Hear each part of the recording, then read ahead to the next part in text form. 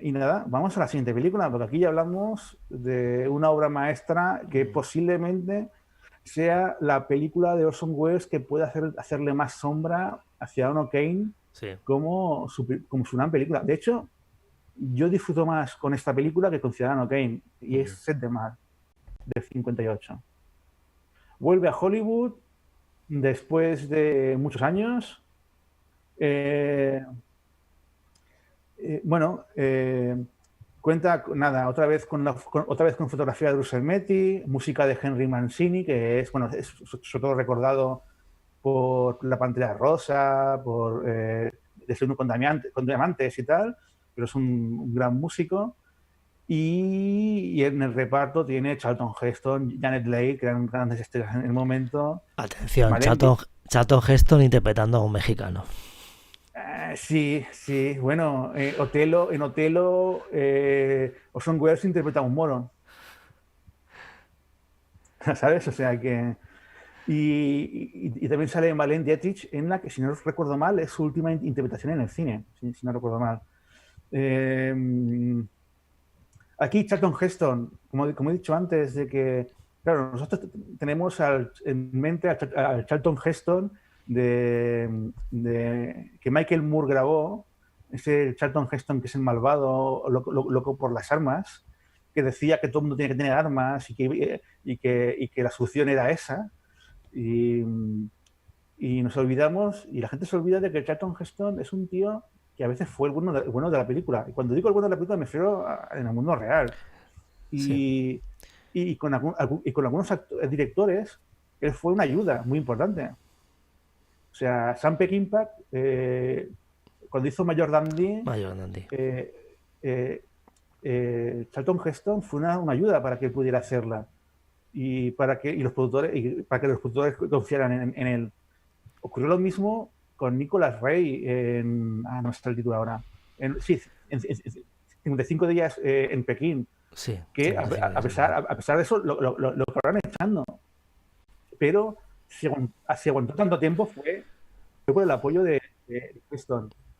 Ujú. Y aquí otra vez más. Aquí si Hollywood recupera a Orson Welles para una película, es básicamente porque Charlton Por Heston Heston. Ujú. lo recupera.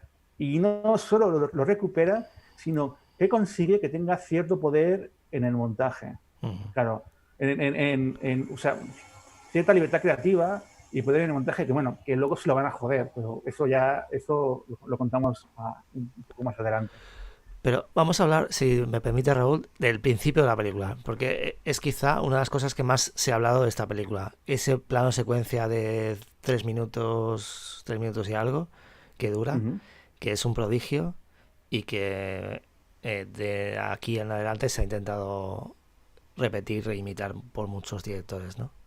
Bueno, no es realmente un plano secuencia en su sentido más talibán, porque no dura toda una secuencia, pero aún así es un plano súper largo y que además se inicia la película con él y es un inicio de una película brutal. Es uno de los grandes inicios de la historia del cine, que empieza con una bomba. O sea, la primera imagen que ves tú es un plano detalle de una bomba.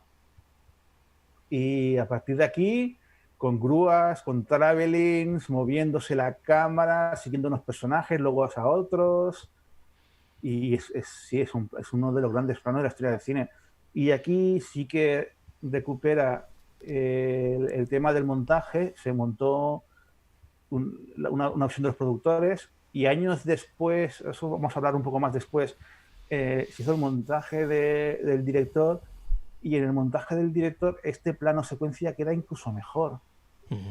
porque se hace con sonidos naturales, bueno, supuestamente naturales, ¿no? Entonces es de noche, hay varias garitas abiertas, se mezcla la música de unos con la música de otros, con lo cual se crea una tensión muy chula a partir de Ujú. sonidos Un- diegéticos. una inmersión en la historia, en la película, que ya te metes ahí y ya no sales. Es yo, a mi juicio, yo estoy de acuerdo contigo. Sed de Mal con Ciudadano Kane están ahí, para ver cuál es la mejor de Wells, pero yo creo que es indiscutible que son las dos mejores.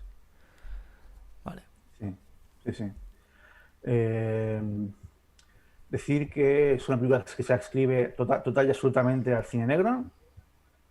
es una especie de policíaco en el que, como hemos dicho, empieza con una bomba, empieza con una explosión, está no sé el nombre ahora, Están sí, están en zona En Tijuana. fronteriza, En Tijuana. sí, en zona fronteriza entre Estados Unidos y México, Sí. y en la que, como bien has dicho, Oscar, Charlton Heston interpreta a un policía mexicano que se acaba de casar con una norteamericana, que es Janet Leigh, Janet Leigh. y, Que por y cierto, en, decir que en esta película Janet Leigh también tiene problemas que en un motel. joder, pobrecita con los moteles, ¿eh? Sí, sí, tiene mala suerte. Es meterse en un Y motel y liarla. Pero sigue, sigue, te he interrumpido.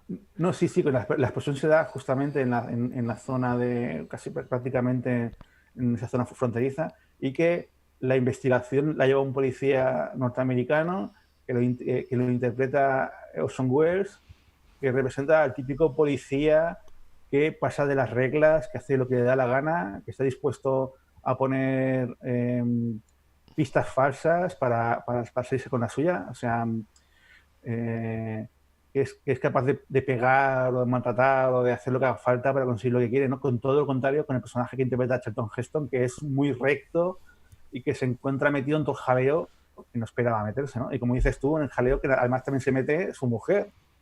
Ujú. Eh, y decir que es una película visualmente muy potente también. Otra Muy vez más potente. juega. ¿Sí? Muy potente, muy ¿Ibas a potente. decir? Sí, sí, sí, Sí. sí, sí. Juega no me sale el nombre ahora. Las ópticas de. ¿Angulares? Sí, exactamente, con angulares, exacto, muchas gracias.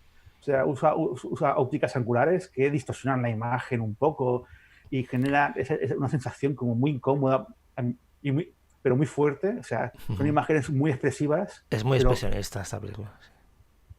muchísimo. Y tiene este rollo que te genera angustia, te genera mal rollo, pero además Ujú, visualmente. O sea, ujú. Yo- por ejemplo, el final. El final es apoteósico. El final en ese vertedero, con esa agua sucia, la muerte del protagonista, de la forma más vil posible. eh, Realmente, o sea, Wells se curró mucho crear en el espectador esa sensación de, de desasosiego, de, de fatalidad, ¿no? Porque justamente en la secuencia anterior, al personaje le predicen el futuro, le dice, tú no tienes futuro, directamente. y, y bueno, si al principio es bestial, el final también lo es. Cómo juega con el sonido también. Eh, eh, el sonido forma parte de la historia, pero consigue protagonizar el desenlace, ¿no? Y sí, eso sí. denota que Wells no solamente cuidaba la parte visual, sino también la parte sonora. Sí, sí. Es que, como he comentado, es que Orson Welles, el tema sonido, incluso ya desde la primera película, o sea, Ciudadano Kane, si la analizáis de sonido, hace un trabajo muy bueno de sonido. Y también en esta película. De hecho, es algo que se suele hablar poco, porque normalmente la gente no se fija mucho en las ideas creativas de sonido, ¿no? Y Orson Welles las solía cuidar, menos en las películas buenas, en las que hizo con más cuidado y con más medios, está muy cuidada. Eh, si eso, rematamos el tema del montaje, Ujú. como hemos dicho, Orson Welles, otra vez más, es que es algo que se repite en su carrera. Acaba el rodaje, deja ahí las indicaciones para hacerle el montaje y se va a trabajar en otro proyecto. En este caso se fue a España otra vez para intentar rodar El Quijote, otro fracaso más que no consigue acabar. Y, y en su ausencia, la productora no le gusta lo que ve y hace lo que le da la gana. O sea, cambia lo que le apetece. Cuando Orson Welles ve lo que han hecho, redacta un informe de unas 58 páginas que se queda en el olvido. Eh, entonces, mucho más tarde, se descubre una copia, cuando se creía todo ya perdido, se descubre una copia de este informe en las pertenencias de Charlton Heston, y se estrenó una versión siguiendo las indicaciones del informe de Orson Welles, que se estrenó en el 98, prácticamente unos 13 años después de la muerte de Orson Welles. Y se estrenó en los cines, se puede ver en los cines.